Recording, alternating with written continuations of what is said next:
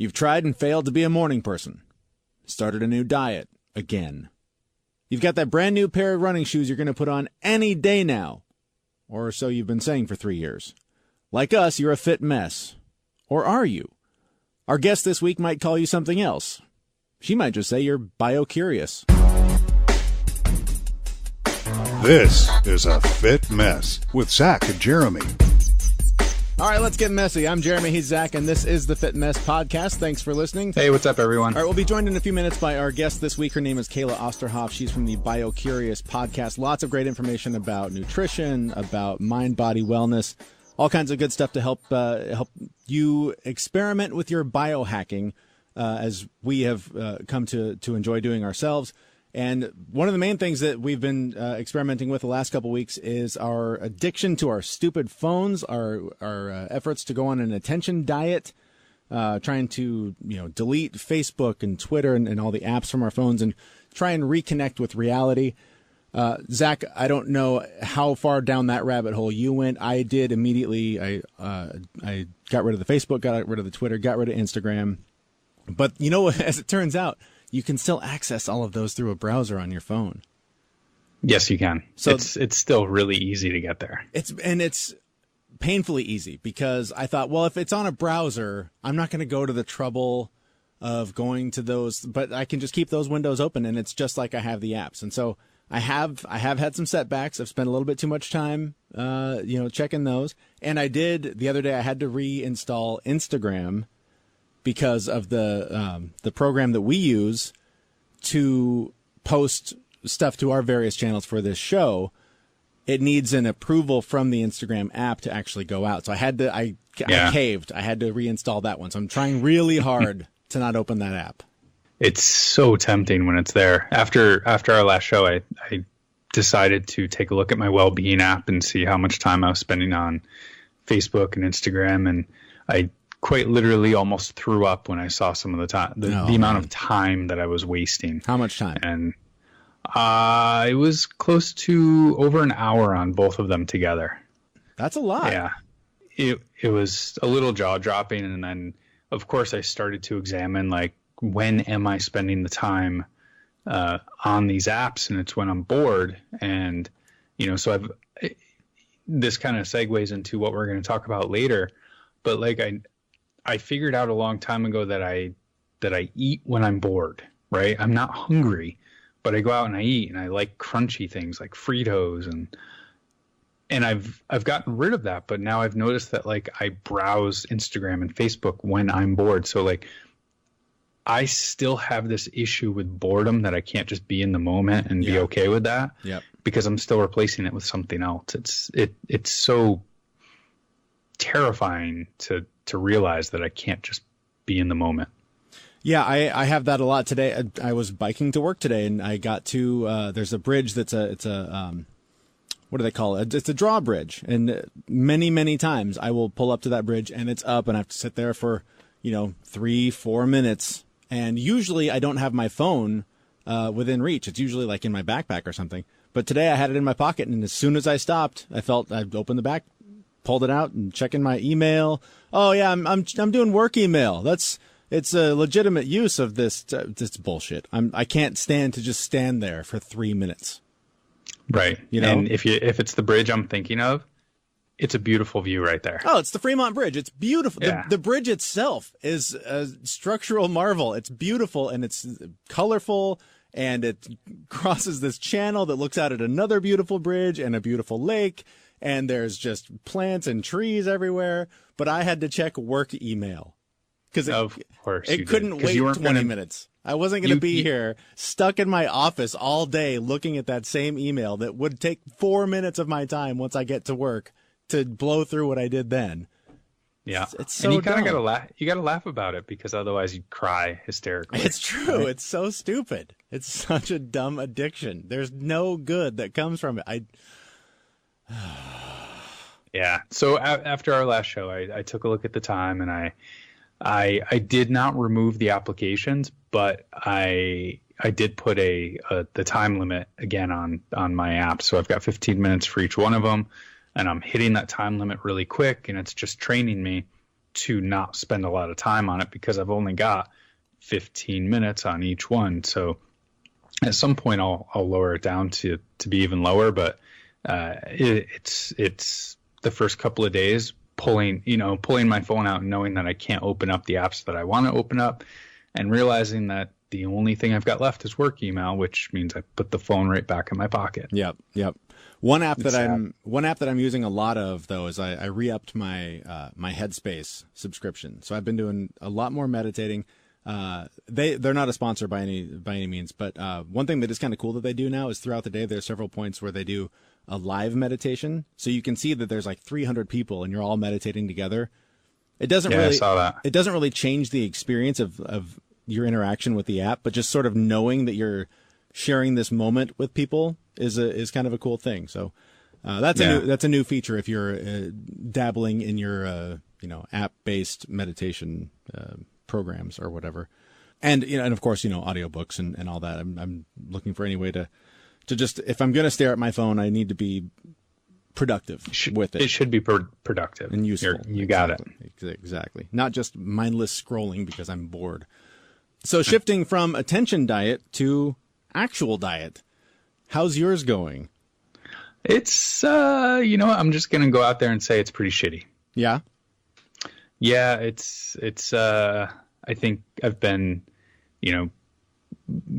our move is over, we're settling in, but at the same time, like, I think I'm still reeling from all the changes that have gone on in life. So I think I've been doing a lot of stress eating and, just, looking for the quick fix and the dopamine rush of something crunchy and carb loaded, I think has been doing me in. Mm-hmm. But it hasn't been good. My workout has been really good. Like, I've been working out really a lot. It's balancing it out. So like the scale's not changing really too much at all. But, my energy level is just horrid. And because of all the crappy food that I've been eating, depression peaks are higher. And it's been interesting. It's been a rough couple of weeks, and I'm attributing a lot of it to, if I wasn't eating like crap, I'd be able to kind of manage this a little bit better. But because I'm eating like crap, the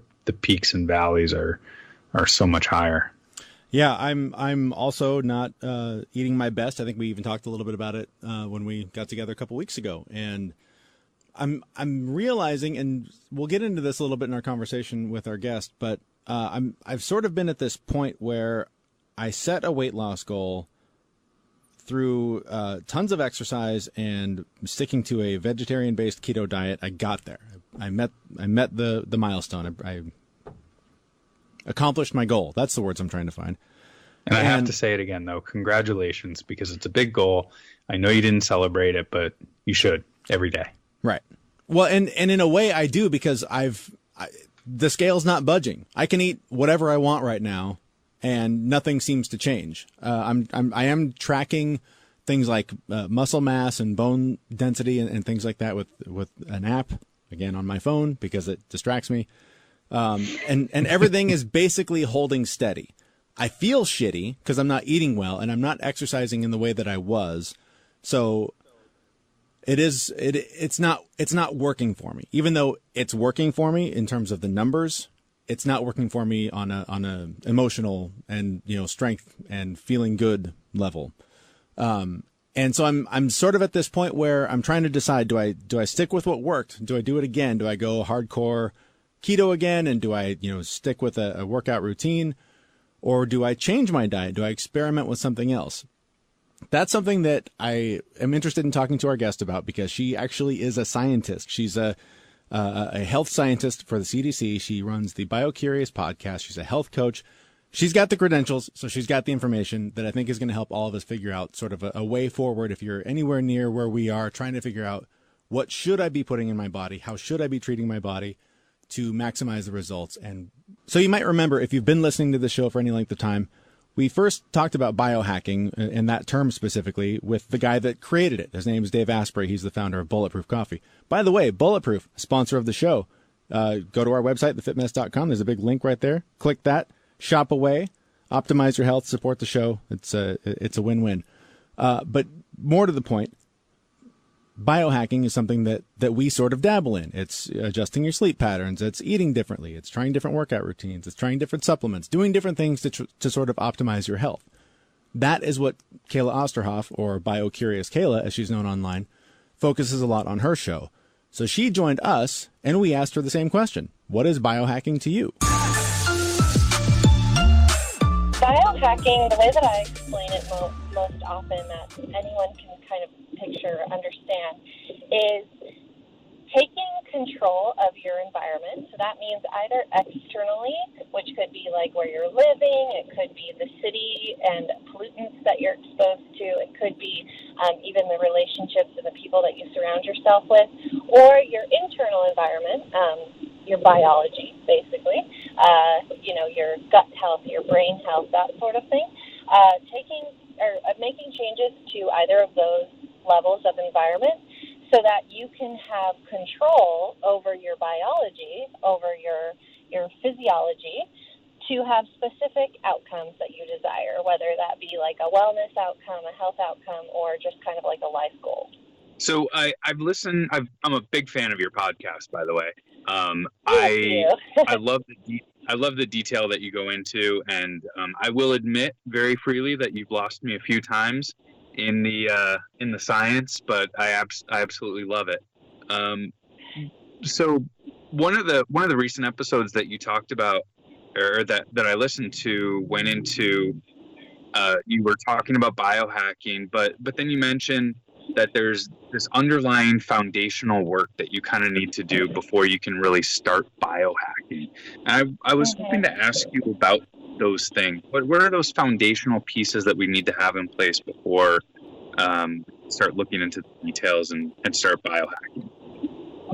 Yeah, absolutely. So definitely I would say nutrition and fitness are two pillars of health that have to be at basically a baseline level before you even want to start doing more advanced biohacks.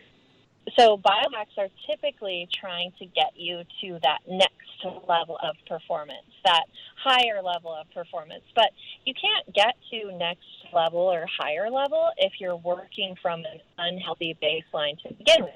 So, of course, those kind of baseline variables when it comes to health and wellness is your fitness, your nutrition, your overall health status, whether you're dealing with already like some sort of disease or some sort of illness that you have to like get back to a level state of health.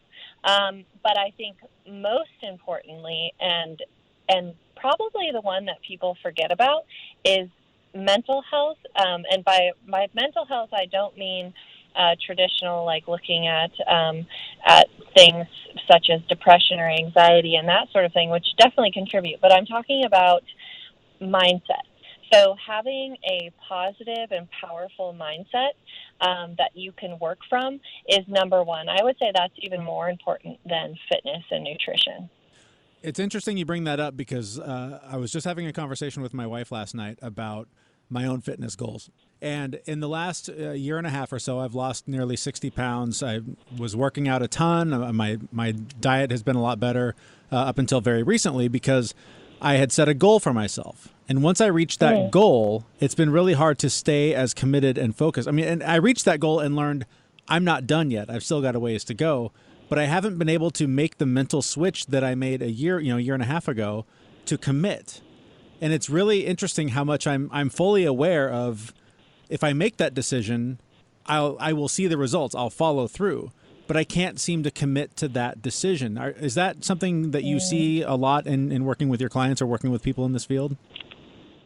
Absolutely. And, even with myself, I am an endurance athlete. And just recently I made like the world level of athleticism. And so competing at that level, you're working amongst many high-performance people, high-performance athletes, coaches, that sort of thing. And it is funny how how certain things motivate you. So like you said, when you have a problem that you're working on that is causing you some sort of trouble in your life. Maybe you have like those extra few pounds of weight, and you're not fitting properly in your clothes, and you're not having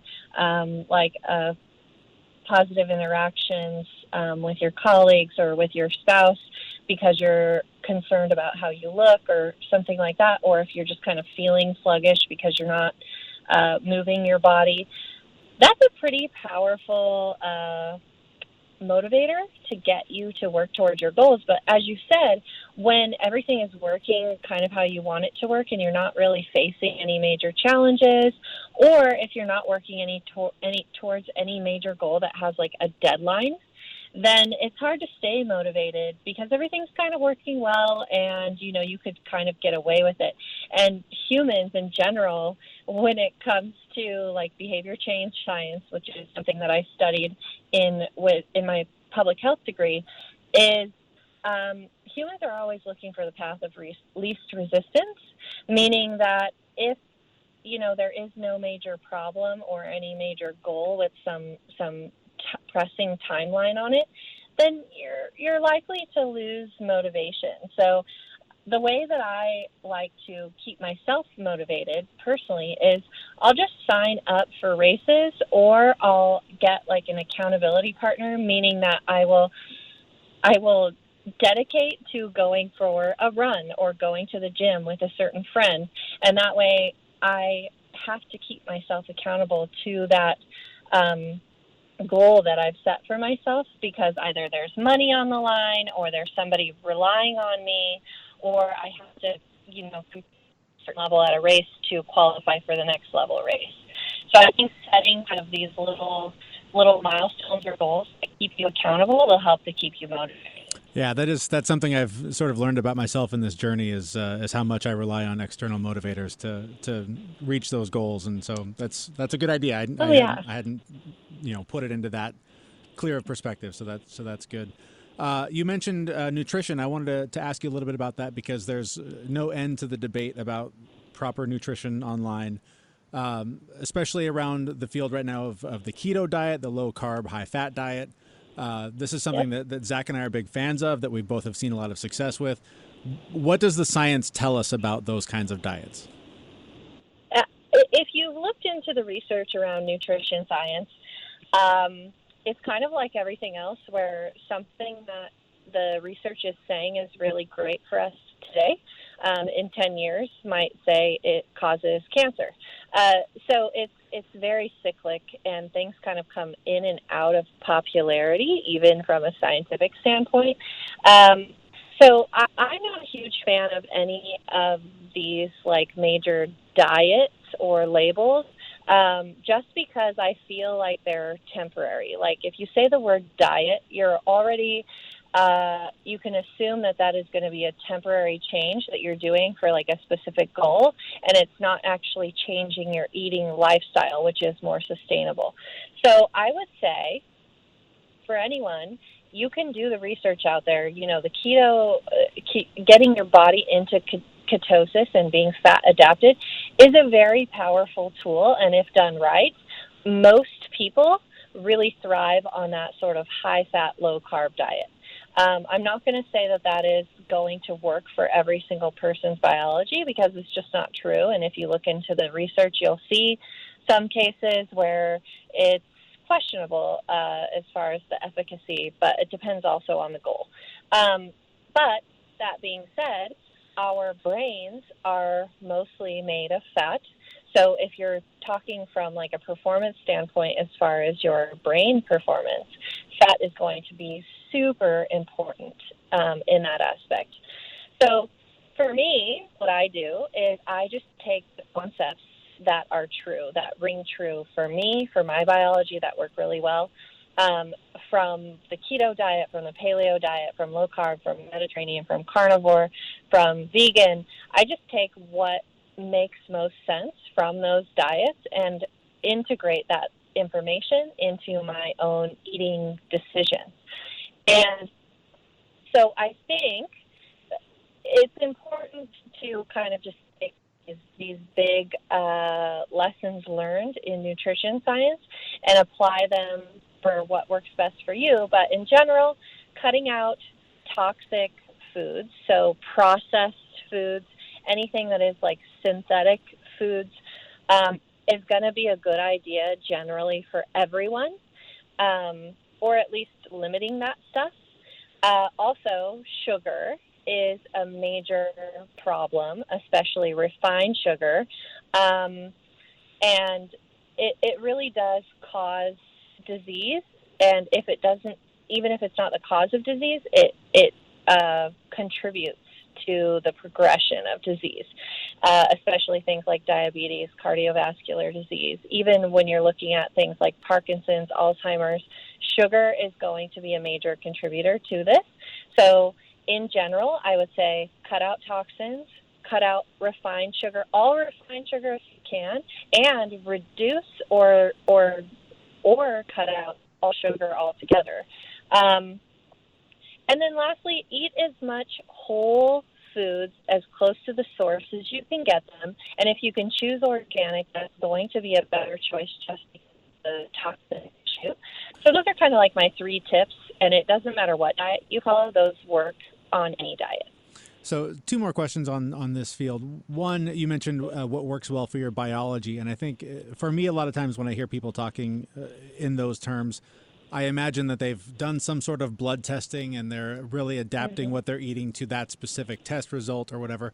Are you being that specific, or is it literally just what feels good for me? What, where I eat this and I suddenly feel better. I eat this, I feel like crap. I mean, can it be that simple, or or are you being more scientific in that term? I'm talking more simple. I'm talking about what any person can do, and that means exactly what you said. You eat something, you feel good, you're able to do more, you're able to work towards your goals. You eat something else, you feel bad, you have less energy, you get sick. So if you listen to your body, and it can be as simple as keeping a food journal, or it could just be wearing, your wearable, like your Fitbit or your BioStrap or your Oura Ring or whatever it may be, and tracking your biometrics there, so you can eat certain foods, see how well you do. You can check on like your fitness level. You can check on your sleep. You can check on your heart rate variability. You can check on your blood oxygen levels. All of these things will be affected by the foods that you eat, because that's changing your internal environment. And so it's very simple. It could be as simple as just paying attention and doing a food journal, or you can track your wearable, or, if you need a little more guidance, then it's always a great idea to actually go and work with a functional doctor or a functional health coach that can look at your labs. So you could get like a gut microbiome lab. You can obviously do your blood testing, and you can look for certain nutrient levels and find out where your needs are as far as what your nutritional and like supplement needs might be. Okay, so one more on nutrition. I'm a vegetarian, and as someone who's followed a largely keto-ish diet for the last year and a half as a vegetarian, that has not been easy. And it's also meant incorporating a lot of things like Beyond Burgers, like the meat alternative products. And that, the more I read, I see a lot of people concerned about what's in those. And so I'm wondering what you think. Am I basically poisoning my body by trying to keep this moral belief in not killing animals while also trying to maintain this diet? Like, how do I put all of that together in a way that makes sense and keeps me from poisoning myself? Yeah, so 2 things come to mind. One is probably the obvious answer that you're looking for, which is which goes back to something else I say, is if you can avoid processed food as much as possible, and like if your food, if you look at the packaging and there's a list of ingredients that is like as long as the whole entire box, that's not going to be a good choice. The ingredients list should be pretty simple, and you should know what all the ingredients are on there. They should be regular, actual foods, instead of like these long chemical names that you may not even recognize. So I think eating alternatives is okay if you do it the right way, in that you're not just like filling your body up with all these toxins and preservatives because you're trying to replace a food that naturally, is the one or two ingredients. So I think just paying attention to what the ingredients are in those replacement foods. And I'm also not like a big fan of like replacement meal shakes and all of that because of the same thing. I prefer to get my food as close to the natural source as possible. So I don't love things that are like not coming in their natural form. Like eating protein in a shake form is not my favorite thing. I do it sometimes, but yeah, I think if you can get as much of your food as close to the source naturally as possible, you're going to be better off. However, I totally am with you as far as not wanting to harm animals. And now we're getting back to like this mental health and mindset thing. I think that mental health and mindset is more important than nutrition. So that being said, if you're not happy or you feel like you're doing harm when you're eating animal products, then that's going to harm your mental health and your mindset. So if you are happier with eating a vegan diet or a vegetarian diet, then I say definitely do that, because your mental health, your mindset is the most important thing. Way to make it full circle. I like that. Yeah. Zach, did you have one more here before we let her go? Yeah, I actually have just one question around, we just talked a little bit about, eating to make yourself feel good, but you also mentioned, some testing and things like that. I know for myself, I am a big fan of the keto eating style. However, if I do keto and I include dairy in it, I know that my cholesterol levels spike, and that's through blood testing. But I'm fortunate enough to have the means to, go and get these additional tests whenever I really wanted to. And I found a lot of value in it, and I thought it was cool, and I geeked out. But, what, other than, just feeling good, are there any other, like empirical evidence-based testing that people could do at home to, figure out that, broccoli is making them, giving them one reaction over another? Is there anything like free or cheap or low cost they can do at home rather than going and get blood testing? Yeah, I mean, blood testing is going to be your gold standard as far as testing like your nutrient levels, also testing obviously your cholesterol.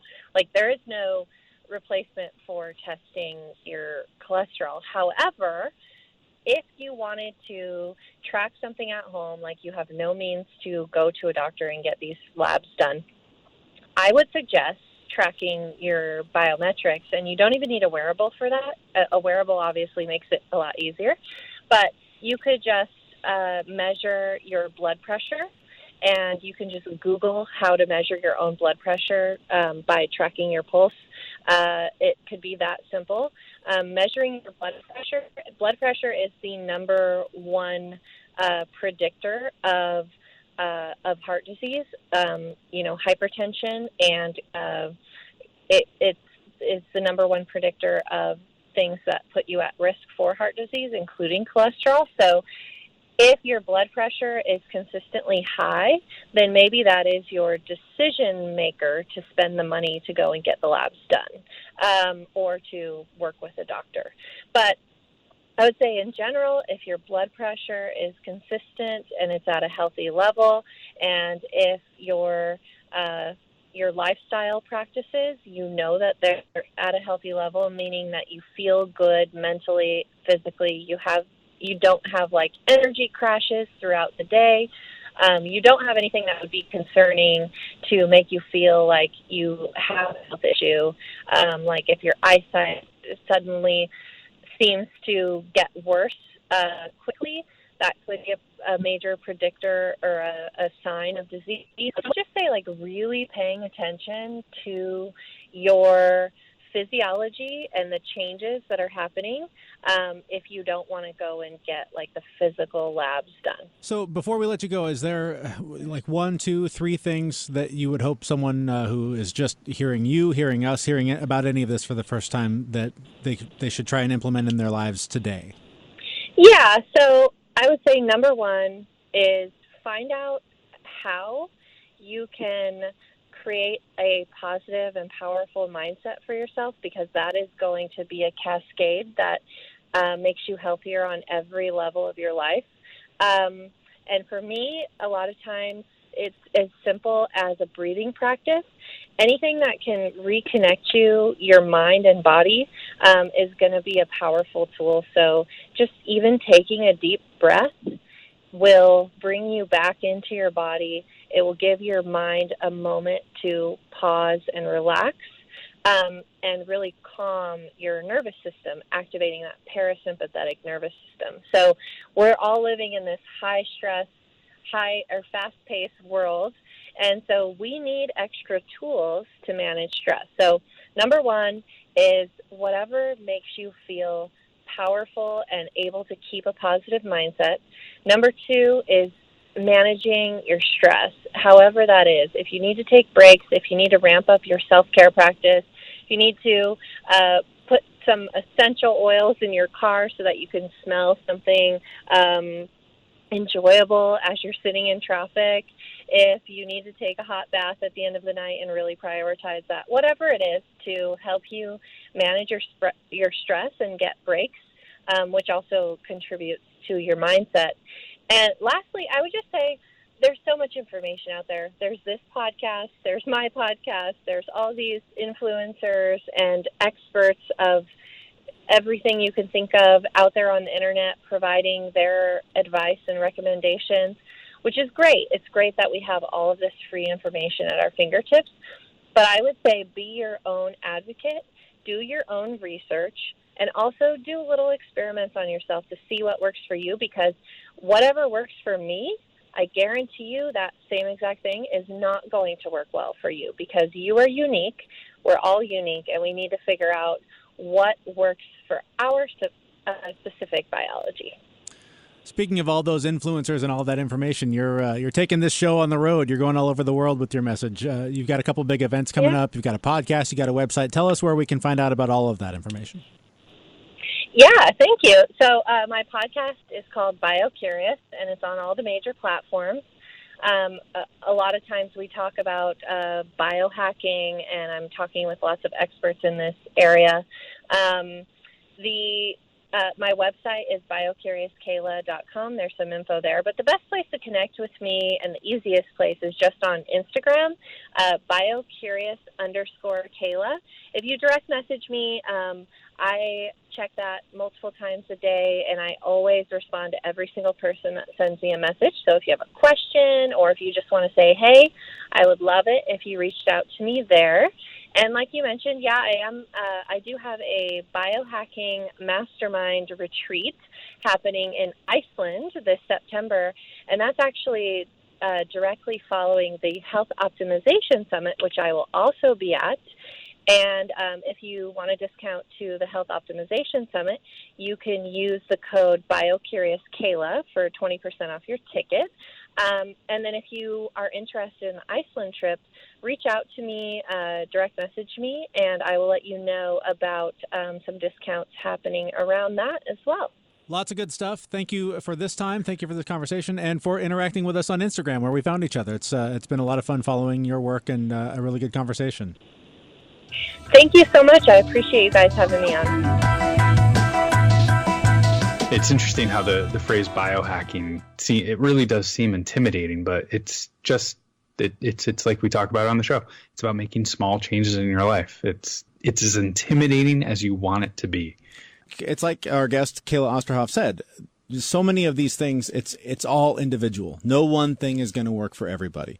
And even the term biohacking is not going to work for everybody. Some people think it's geeky and nerdy and weird, but ultimately it just comes down to, like you said, making small changes. And you can get as extreme with it as you want. You like to go to the labs and get your blood work done every other day.